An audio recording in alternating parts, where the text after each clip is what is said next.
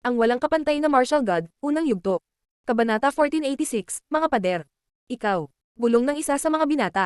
Nakita niya si Linfeng sa Qi Empire. Kahit na mababa ang antas ng cultivation ni Linfeng, siya ay isang nakakatakot na cultivator. Napatay pa niya ang isang cultivator ng ikasyam na layer ng Zunqi. Tiningnan sila ni Linfeng at alam na sila ay mula sa banal na lungsod. Tama si Xiaoyu, hindi pinapasok ng mga tao mula sa Celestial Walls Manor ang sinuman dahil sa kanila. Sino siya?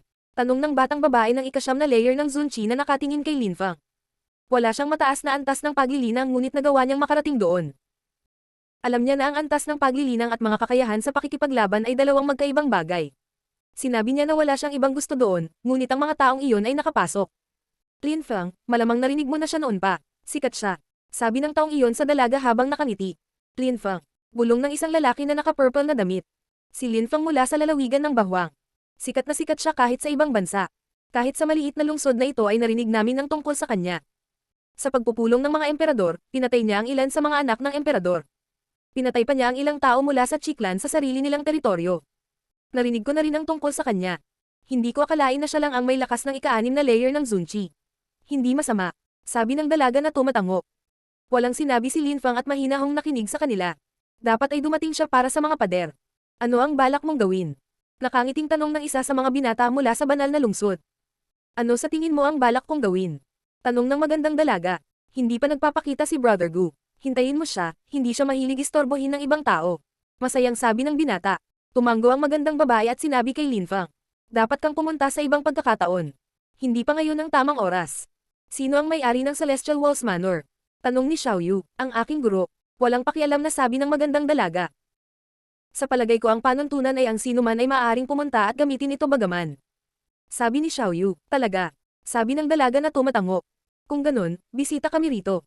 Bakit mo kami gustong pigilan? Sabi ni Xiaoyu, mahina ka sa labas at mahina ka dito. Sabi ng magandang babae kay Xiaoyu. Lalong nagalit si Xiaoyu. Ang kanyang mga mata ay naging itim. Sumulyap si Linfeng kay Xiaoyu at nagtanong. May pinto doon. Gusto lang nating obserbahan ang mga pader, di ba? Mukhang dapat natin. Sabi ni Xiaoyu na tumatango. Dahil sa ganoong paraan, ayon sa mga patakaran, maaari lang akong pumasok at obserbahan ang mga dingding. Sabi ni Linfeng. Tumiti si Xiaoyu nang walang pakialam at sinabi. Talaga, kaya bakit tayo nag-aaksaya ng oras dito sa pakikipag-usap sa mga walang kwentang tao? Sabi ni Linfeng. Pagkatapos, naglakad siya papunta sa pinto at hindi pinansin ang mga ito. Dahil hinamak siya ng mga taong iyon, hindi na niya kailangang isapuso ang sinabi nila. Bakit sila pansinin? Nagkatinginan ang grupo ng mga tao. Ngayon napagtanto na nila kung ano ang pakiramdam ng mapahiya, gaya ng pagpapahiya nila noon sa mga taong iyon. Kahit nasikat si Linfeng at nakagawa ng maraming hindi kapani-paniwalang bagay, hindi nila naisip na mas mababa sila sa kanya. Nagpractice sila araw-araw. Karaniwan, ang mga taong hindi lokal, sa parehong antas ng paglilinang, ay hindi mas malakas kaysa sa kanila at hindi nagkakaroon ng pagkakataon habang nakaharap sa kanila. Ang mga cultivator na iyon mula sa banal na lungsod ay iba. Siyempre, sila ay isang maliit na grupo lamang ng mga tao mula sa banal na lungsod. Hindi lahat ng nasa banal na lungsod ay katulad nila. Kunin mo siya. Sabi ng magandang babae. Parang galit na galit siya bigla. May tumayo at tumakbo patungo kay Linfeng habang nagpapakawalan ng puwersa na pumapalibot sa katawan ni Linfeng. Naramdaman ni Linfeng ang isang puwersa na pinarami ng 300 beses. Napahinto siya dahil sa lakas na iyon ay nahihirapang huminga. Inilabas ni Xiaoyu ang Demon Chi ngunit hindi siya mukhang masaya. Ang cultivator na iyon ay may lakas ng ika-8 layer ng Zunqi at ang kanyang puwersa ay na-multiply ng 300 beses upang maapin niya si Linfeng. Hindi makahinga sina Feng Ling at Feng Zuan at agad na tinulak palayo ng marahas. Isang hakbang pasulong si Linfeng at naglabas ng matatalas na enerhiya. Nagpakawala siya ng lakas ng sumpa, at sa isang iglap, naging itim at walang buhay ang katawan ng kalaban. Asar. Tumalon si Linfeng pasulong at itinaas ang kanyang mga kamao. Biglang humina ang kalaban niya dahil sa cursing energies. Ginamit niya ang kanyang deadly demon punch at agad na itinapon ang cultivator na iyon. Mukha siyang nagulat, pakiramdam niya ay mamamatay na siya. Sinulyapan siya ni Linfeng at nagpatuloy sa paglalakad ng pasulong sa malaya at walang tigil na paraan, na parabang hindi siya nag-effort na lumaban. Ang cursing abstruse energy ni Linfeng ay level 8. May halong death abstruse energy, mas nakakatakot. Sa susunod, hindi na ako magiging maawin. Sabi ni Linfeng na walang pakialam. Galit na tumingin sa kanya ang malalakas na cultivator. Natalo lang niya ang isang cultivator na ang puwersa ay pinarami ng 300 beses. Nakakatakot ang death energy niya. Kahit na ang isang cultivator ng ika-8 layer ng Zunqi ay halos hindi makakalaban sa kanya. Naisip ng mga taong iyon. Mukhang nag-aalangan sila ngayon. Nasa harap na ng pinto si Linfeng. Biz. Tumayo ang batang babae, ang kanyang silweta ay kumikislap, at bigla siyang nakatayo sa harap ni Linfang. Pinalibutan ng puwersa nito ang katawan niya, na multiply ito ng 500 beses. Sa kanyang lakas ng ika-9 na layer ng Zunchi, mas nakakatakot siya. Mamatay. Galit na sigaw ni Linfang habang naglalabas ng death at curse na mga enerhiya. Tinapakan niya ang lupa at lumitaw ang isang malaking bitak. Pagkatapos ay pinaghalo niya ang kamatayan at sword energies at nilaslas ang hangin sa kanyang harapan. Sabay suntok din niya sa pinto.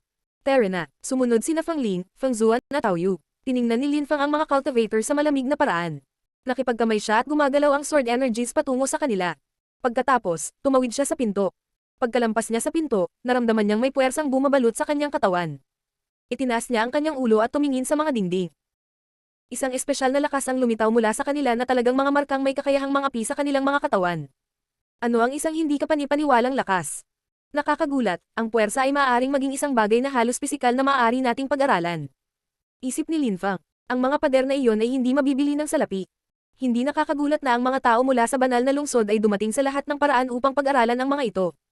Gaya ng inaasahan, may nakaupo na naka-cross-legged. Ang mga dingding ay kumikislap at ang puwersa ay kumikinang sa kanilang katawan. Ang walang kapantay na martial god, unang yugto. Kabanata 1487, Talento. Gotcha. Bumukas muli ang pinto. Lumingon si Linfang at nakita ang magandang babae. Pinandilatan niya si Linfang sa malamig na paraan, ngunit tila ayaw niyang umatake.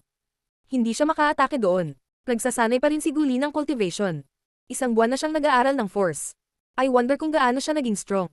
Isip ng dalaga habang nakatingin kay Guli. Pagkatapos, tumabi siya at naupo din na naka-cross-legged. Laming-galing si Linfang sa paligid. Ang lakas ay nag-iilaw sa lahat. Ang puwersa dito ay pinarami ng 100, kaya hindi ako maaaring apihin. Isip ni Linfang. Pagkatapos, tumingin siya kina Fang Ling at Fang Zuan. Mahirap para sa kanila, ngunit mukhang excited din sila, lalo na si Fang Ling. Ang pag-unawa sa puwersa dito ay mas madali kaysa sa pagsubok sa labas. Isip ni Linfang. Naglakad si Linfang patungo sa isa sa 8 pader.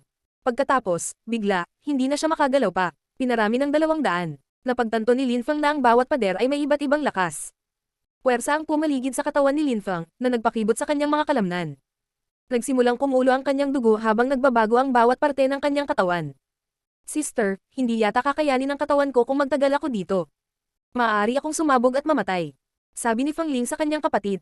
Narinig siya ni Linfang at naisip niyang tama siya. Sobra na para sa kanya ang puwersang pinarami ng 200. Hindi katakataka na ang mga taong iyon mula sa Celestial Walls Manor ay lubos na nakakaintindi ng puwersa.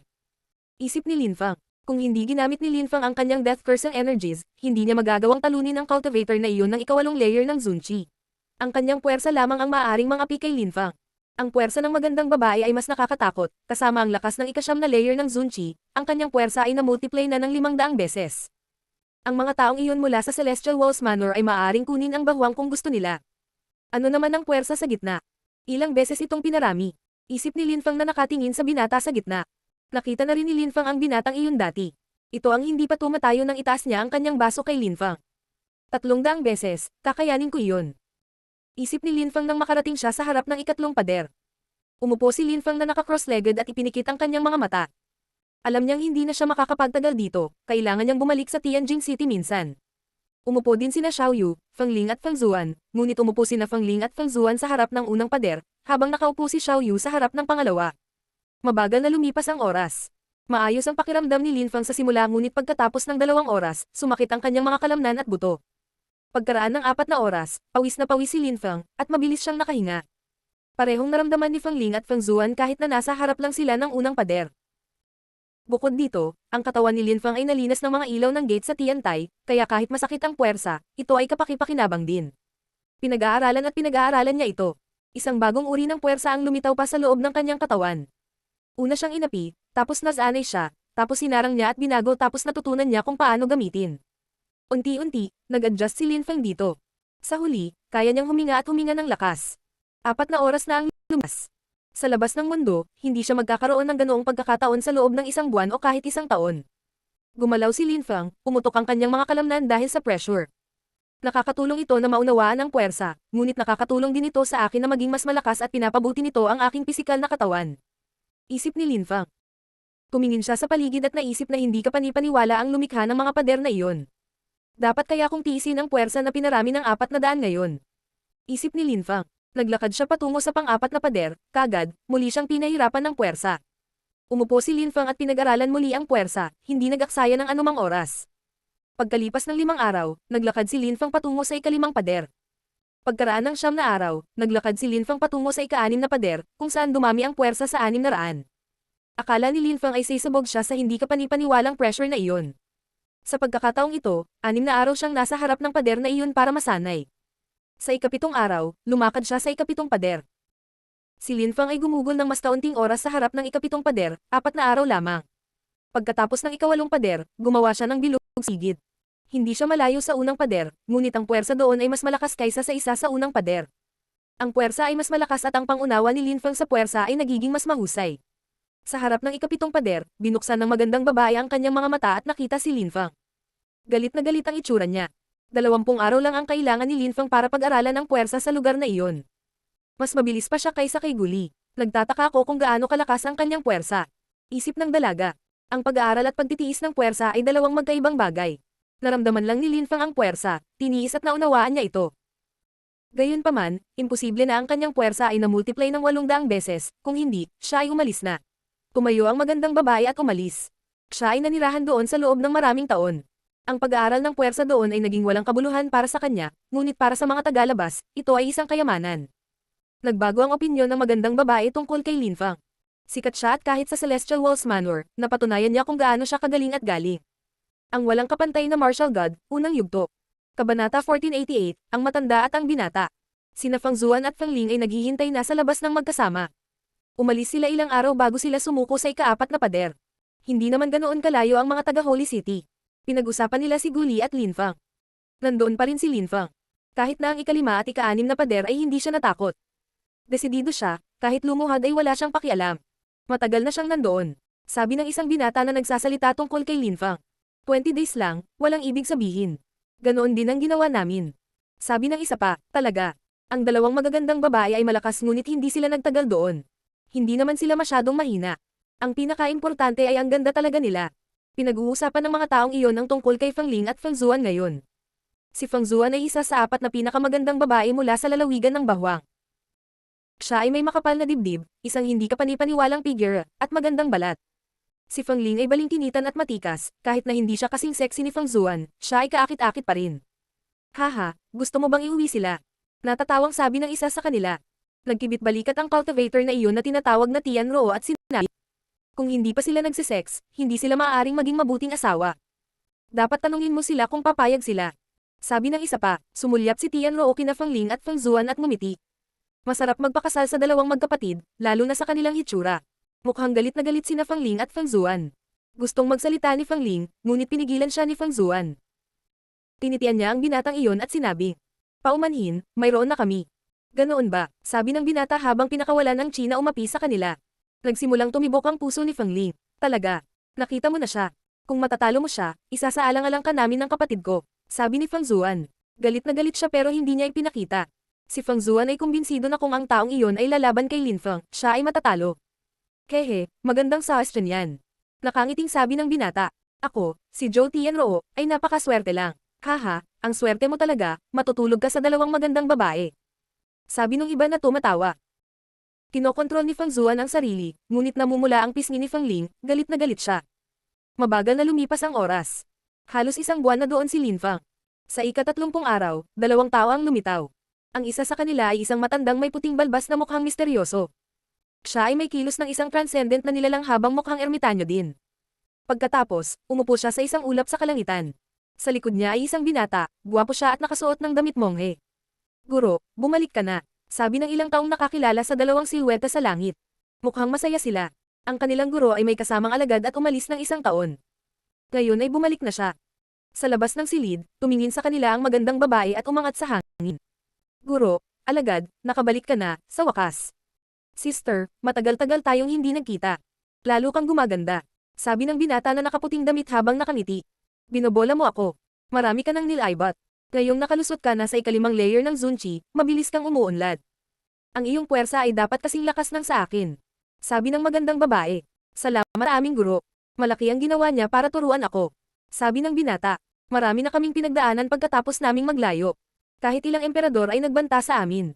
Siyempre, nagkaroon din kami ng magagandang pagkakataon. Sa isang tiyak na antas, dapat kang pumunta at maglakbay din, kung hindi, palagi kang magiging paloko sa isang balon. Nakangiting sabi ng matanda. Pagkatapos, bumagsak sila sa lupa. Sister, iyan ang emperador. Nagulat na sabi ni Fang Ling. Iyon ang ermitanyo ng asyenda. Oo, naramdaman din ito ni Fang Zuan. Sa sandaling iyon, tumingin ang matandang lalaki kina Fang Ling at Fang Zuan. Tapos ninitian niya sila ng walang pakialam. Mukhang matalino ka. Ipagpatuloy ang pagsasanay sa paglilinang at isang magandang kinabukasan ang naghihintay sa iyo. Nakangiting sabi ng matanda. Pagkatapos, nagulat siya sa binata mula sa banal na lungsod. Dapat uminom sila ng gamot para mas lumakas. Dapat doon ka galing. Sabi ng matanda na nakangiti ng manipis. Tumayo sila bilang tanda ng paggalang, kahit na sila ay mula doon. Lumipas ang 100 taon, gaya ng inaasahan, parami ng parami ang pumupunta sa Celestial Walls Manor. Ang daming bisita ngayon. Sabi ng matanda na nakangiti sa malumanay na paraan. Pagkatapos ay tumingin siya sa silid kung nasaan ang mga dingding at sinabi. May mga tao pa ba sa loob? 3 tao. Ang isa sa kanila ay mula doon. Yung dalawa naman kasama yung 2 babae. Gusto mo bang pumasok at makita sila? Tanong ng magandang dalaga. Sige, papasok ako para tingnan. Sabi ng matanda pagpasok sa kwarto. Pagkapasok niya ay muling isinara ang pinto. Pinagmasdan ng matanda ang 3 tao. Ang isa sa kanila ay nasa harap ng 2 pader at siya ay natatakpan ng pawis. Ang iba ay pabalik-balik sa harap ng 8 pader. 8 iba't ibang puwersa ang pumalibot sa kanilang mga katawan, ngunit pareho silang kalmado at tahimik na parang walang kinalaman sa kanila ang labas ng mundo. Nagbago ang ekspresyon ng mukha ng matanda. Mukha siyang naiintriga. Umalis siya habang nakangiti. Hindi masama, hindi masama. Guro, mukhang masaya ka. Nakangiting sabi ng binata na nakaputing damit. 2 sa kanila doon ay mas malakas kaysa sa iyo. Talagang hindi ka panipaniwala ang mga ito. Nakangiting sabi ng matanda. Bukod kay Guli, si Lin Fang ba ang tinutukoy niya? Dong. Sa ngayon, yumanig ang lupa nang bumukas ang pinto at may lumabas. Hindi ka panipaniwalang puwersa. Biglang lumingon ang dalaga at napatingin sa pinto. Puwersa ang lumabas sa silid. May lumabas na 2 silweta. Napapaligiran silang dalawa ng hindi ka panipaniwalang puwersa. Paano ito posible? Naisip ng magandang dalaga na namangha. Hindi siya makapaniwala. 1 buwan pa lang doon si Lin Fang at mas malakas na ang puwersa niya kaysa sa kanya. Gaano siya kagaling? Hindi siya nakaimik. Ha? Sa sandaling iyon, napansin ni Lin Fang ang binata na nakatayo sa tabi niya. Ang walang kapantay na martial god, unang yugto. Kabanata 1489, Golden Holy Chi. Nagkatinginan si Lin Fang at ang binata na nakaputing damit habang nagpapakawalan ng puwersa. Para bang 2 karagatan ang nag-aaway sa isa't isa. Boom! Sabay silang sumuntok ng hangin sa direksyon ng isa't isa.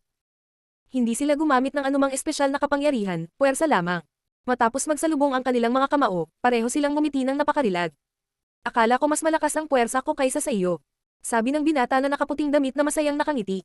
Dapat ay nabigo ka ngayon. Nakangiting sabi ni Lin Fang. Bakit ako? Nagbibigay inspirasyon ito sa akin. Nakangiting sabi ng binata na nakaputing damit. Nawala ang puwersa nila, at nagtawanan na lang sila. Nagulat din ang matanda. Si Fei Yang at ang henyong iyon ay magkakilala. Lin Fang, iyon ang aking guro. Siya rin ang may-ari ng Celestial Walls Manor. Hindi ko akalain na pupunta ka rito. Sabi ni Yun Fei Yang. Lin Fang mula sa Tiantay, ikinagagalak kitang makilala, guro. Sabi ni Lin Fang habang nakayuko sa harap ng matanda.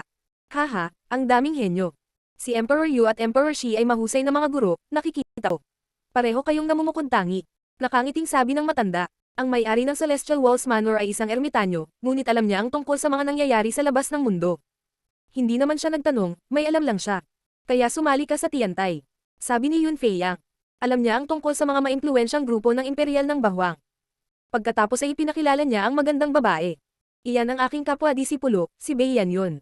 Kapatid ko yan, Lin Fang. Sabay kaming naglakbay at pagkatapos ay nawala ang isa't isa sa daan. Sabi ni Yun Fei Yang. Nagkatinginan sina Bei Yan yun at Lin Fang. Mukhang nahihiya si Bei Yan yun, ngunit ngumiti at sinabing. Lin Fang, pasensya na. Hindi ko alam na kaibigan ka ni Fei Yang. Masyado akong mayabang at walang alam. Isa kang henyo at mas magaling ka sa akin sa lahat ng paraan. Nakakatuwa ka rin at napakaganda. Ikinagagalak kong makilala ka, nakangiting sabi ni Fang. Humingi ng tawad si Bei Yan yun, kaya hindi niya kayang isapuso ang mga maliliit na bagay, lalo na kung paanong magkaibigan sina Yun Fei Yang at Bei Yan yun. Si Fei Yang at ikaw ay mga mambabala. Kaya pala magkaibigan kayong dalawa. Nakangiting sabi ni Bei Yan yun. Nagmukha siyang katangi-tangi at kahit may galit na lalaki sa kanya, mahirap hindi siya patawarin sa ganyang ngiti. Yan yun, Fang Zuan at Fang Ling ay kaibigan ko lang. Nakangiting sabi ni Lin Fang. Nakikita ko, pero hindi nila sinabi yun. Sabi ni Bei Yan yun na nakangiti ng manipis. Namula pa si Fang Zuan. Talaga, sabi nila magkasama kayo. Sabi nila kapag natalo kita, seseryosohin nila ako. Sabi ni Zhou Tianruo. Tumingon si Lin Feng at ang iba pa at tumingin kay Zhou Tianruo. Habang nakakross ang mga kamay niya sa dibdib. Malamang nagbibiro lang sila. Sabi ni Bei Yanyon kay Zhou Tianruo. Hindi naman ako nagbibiro. At saka, narinig sila ng lahat. Sabi ni Zhou Tianruo habang nakatitig sa dalawang babae. Hehe, gusto sila. Sabi ni Zhou Tianruo na nakatingin sa kanila. Tumingon si Lin Feng kina Fang Ling at Fang Zuan. Gusto niya kaming pilitin na gawin ang mga bagay na hindi namin gustong gawin, kaya wala kaming pagpipilian kundi sabihin iyon. Sabi ni Fang Ling, tumiti si Lin Feng bilang ganti. Tumingin siya sa mga tao sa tabi ni Zhou Tianruo, ngumiti ng walang pakialam at sinabi. Narinig mo ba silang nangako ng kahit ano? Hehe, ginawa namin. Sabi ng isa sa mga binata na nakangiti ng masama. Sumpa. Sabi Lin Feng. Agad-agad, pinalibutan siya ng mga enerhiyang death curse at nagsimulang maubos ang kanyang buhay. Agad na namutla ang mukha niya. Huwag kang gagalaw. Sabi ni Lin Feng sa iba. Nababaliw ka, sabi ni Zhou Tianruo habang galit na pinakawalan ang gintong chi. Hindi man lang siya nilainggan ni Lin Feng, nakatutok lang siya sa kanyang sinumpa. Ngayon, kailangan ko lang mag-isip tungkol dito at mamamatay ka, sabi ni Lin Feng na walang pakialam. Malungkot ang mukha ng taong iyon. Ang lakas ng pagsumpa ng kamatayan ni Lin Feng ay malakas, ang kanyang paglilinang ay humihina sa bawat segundong lumilipas. Kung mananalo ako laban sa kanya, luluhod ka sa akin, paano na? Sabi ni Lin Feng na nakaturo kay Zhou Tianruo. Sige. Sabi ng taong iyon na tumatango habang hinahatak ang mahabang mukha. Sino pa nakakita? Tumiti ng manipis si Lin Feng. Malamig niyang sinulyapan si Zhou Tianruo, ang kanyang mga mata ay napakaitim. Talagang makapangyarihan ang death curse ng mga abstruse energies ng taong iyon. Kaya niyang ubusin ang buhay ng mga tao. Naisip ng karamihan.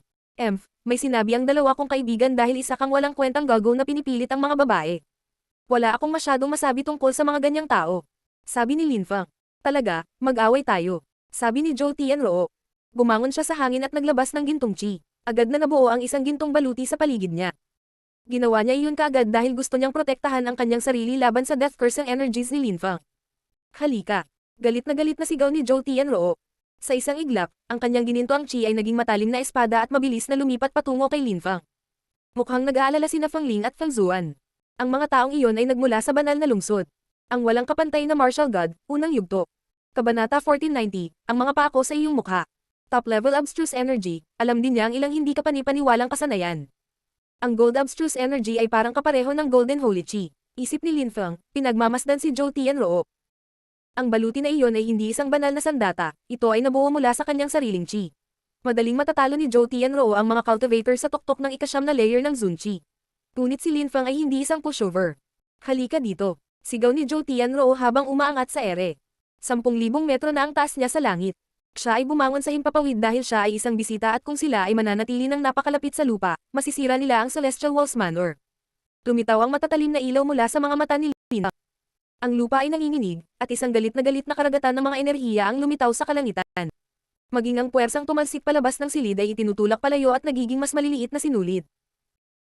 Hindi pa man lang nagsusuntok ang dalawang manlalaban, pero nagbanggaan na ang kanilang puwersa at lakas. Slash. Milyon-milyong mga thread ng gininto ang enerhiya ang sumalakay sa kalangitan. Isang espadang gawa sa gininto ang celestial chi ang lumitaw sa kamay ni Zhou Tianruo. Mamatay. Sigaw ni Zhou Tianruo. Gumalaw ang kanyang espada patungo kay Lin Feng sa hindi kapani-paniwalang bilis. Tumalon si Lin Feng pasulong at tumunog ang tunog ng metal. Ginamit ni Lin Feng ang kanyang deadly demon punch para harangin ang espada ni Zhou Tianruo. Asar. Galit na sigaw ni Lin Feng. Ang kanyang lakas ng sumpa ng demonyo ay bumagsak sa ulo ni Zhou Tianruo. Ang kanyang kaluluwa at makajos na kamalayan ay patuloy na nanginginig habang ang hangin ay sumisipol ng husto. Ang mga gintong ilaw ay lumitaw mula sa ikatlong mata ni Zhou Tianruo, sila ay nakasisilaw na parang araw. Ang lakas ng demon curse ni Lin Feng ay nagpasindok sa kanya, kaya ginamit niya ang kanyang makajos na kamalayan upang harangan sila. Ang kanyang gininto ang banal na espada ay sumulong, ngunit patuloy siyang napaatras. Napakalakas ng mga pag-atake ni Lin Feng. Tumingin si Zhou Tianruo sa mga mata ni Lin Feng at kumunat ang noo. Ang mga kakayahan ni Lin Feng sa pakikipaglaban ay lumampas sa kanyang inaasahan. Ang kanyang demon chi ay nakakatakot at brutal. Naisip ng karamihan. Parehong mahuhusay naman lalaban sina Zhou Tianruo at Lin Feng. Gumamit ng puwersa si Lin Feng ngunit nagawa ni Zhou Tianruo na apihin ang kanyang puwersa. Ginto ang banal na kamay. Sigaw ni Zhou Tianruo. Agad na lumitaw ang dambuhalang at gininto ang banal na mga kamay at lumipat patungo kay Lin Feng. Naglabas si Lin Feng ng mga sword energies na naglalaman ng immortal na enerhiya bilang kapalit. Place rate. Sigaw ni Zhou Tianruo ng napakalakas. Ang kanyang gininto ang sword energies ay nagwasak sa kalangitan at nilapitan si Lin Feng. Mamatay. Galit na sigaw ni Lin Fang.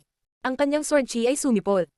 Ang gininto ang enerhiya at ang sword chi ni Lin Fang ay nagbanggaan, na nagpangiti sa kalangitan. Sa mga Zone Cultivator, wala silang maraming kaaway. Naisip ng karamihan.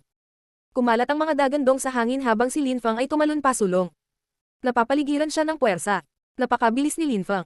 Ang ilan sa kanyang mga anino ay lumitaw sa kalangitan mula sa kanyang bilis lamang. Banal na marka. Naisip ng karamihan. Ang mga pasimulang banal na marka ay lumitaw sa mga silwete ni Lin Fang. Pinagsama-sama ni Zhou Tianruo ang gininto ang banal na espada, ngunit nakaramdam siya ng pang-api. Isang dambuhalang kamay ang lumitaw at bumaba mula sa langit patungo sa kanya. Iyon ang banal na dambuhalang suntok ni Lin Fang na may mga abstruse na enerhiya na namuo sa loob. Sirain. Hindi nakaiwas si Zhou Tianruo. Matapos harangin ang pag-atake, si Zhou Tianruo ay mukhang mas desperado. Tumayo siya at dumaong sa isang bundok. Si Lin Fang ay mukhang hindi siya nahihirapan. Tumalon din siya pasulong at lumapag sa bundok. Sabay taas ng mga kamay niya na parang nagkondense ng bundok ng enerhiya. Galit na sigaw ni Zhou Tianruo. Isang gintong enerhiya ang nakapalibot sa kanya at sa bundok. Sinusubukan niyang bumuo ng isang gintong bundok upang protektahan ang kanyang sarili. Tumitaw ang mga bitek, pagkatapos ay tumunog ang mga tunog ng metal. Sa sandaling iyon, ipinikit ni Zhou Tianruo ang kanyang mga mata at naglabas ng mas maraming gininto ang banal na enerhiya hanggat maaari. Ito ay isang kasanayang aking nilikha, ipapakita ko sa iyo. Tinatawag ko itong Holy Sky Destruction. Sabi ni Zhou Tianruo. Ang karamihan sa mga tao sa lupa ay hingal sa pagkamangha. Si Zhou Tianruo ay mukhang isang banal na nilalang habang ginamit niya ang pag-ataking iyon. Boom, boom, boom. Isang enerhiya na kasing lakas ng bundok ang lumitaw sa harap ni Lin Fang. Isang dambuhalang espada din ang lumitaw sa harap ni Lin Fang. Wala itong anumang nakakatakot na enerhiya, ngunit naglalaman ito ng purong agresibong enerhiya pati na rin ang Death at Earth Chi. Slash.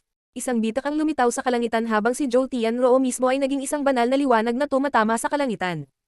Tumalon si Lin Fang pasulong. Ang kanyang sariling dambuhalang espada ay gumalaw patungo kay Zhou Tianruo. Boom! Sumakit ang tenga ng mga tao dahil sa malalakas na ingay. Nagsalubong ang mga espada at sinuntok ni Lin Fang si Zhou Tianruo, na naging sanhi ng pagkabasag ng kanyang gintong baluti.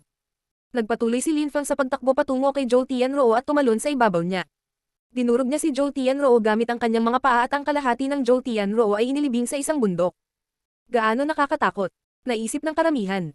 Si Zhou Tianruo ay natalo at si Lin Fang ay nanalo sa pamamagitan ng pagtapak sa kanya ng kanyang mga paa. Si Zhou Tianruo ay mukhang galit na galit. Nakatitig siya kay Lin Fang habang sumisigaw. Ako mismo ang lumikha ng Holy Sky Destruction skill, paano ako matatalo? Anong uri ng espesyal na kapangyarihan ang ginamit mo?